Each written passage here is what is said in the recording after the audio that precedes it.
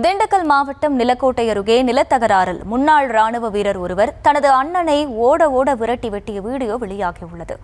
கூடுதல் விவரங்களை செய்தியாளர் ஜோதிகுமார் வழங்க கேட்கலாம். ஜோதிகுமார், வணக்கம். முழு விவரங்கள்.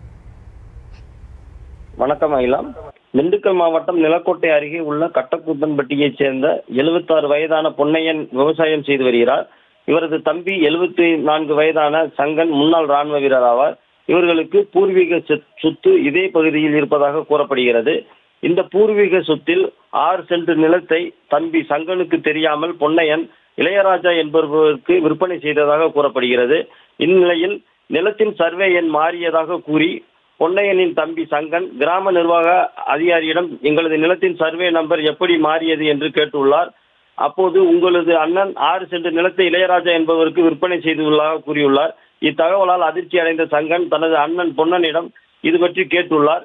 இதில் இருவருக்கும் இடையே வாக்குவாதம் ஏற்பட்ட நிலையில் சங்கன் தனது வீட்டிற்கு சென்று அரிவாளை எடுத்து வந்து தனது அண்ணனை வயலில் சரமாரியாக வெட்டியுள்ளார். இதில் பலத்த காயமடைந்த இரத்த வெள்ளத்தில் இருந்தவரை இப்பகுதி மக்கள் மீட்டு 108 ஆம்புலன்ஸ் மூலம் திண்டுக்கல் அரசு மருத்துவக் கல்லூரி மருத்துவமனைக்கு சிகிச்சைக்காக அனுப்பி வைத்தனர்.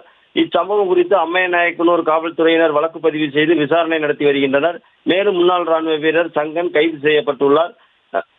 மேலும் அண்ணனை சொத்துக்காக தம்பியே வெட்டும் வீடியோ தற்போது சமூக வலைதளங்களில் வைரலாக பரவி வருகிறது. ஐலா, விவரங்களுக்கு நன்றி ஜோதிகுமார்.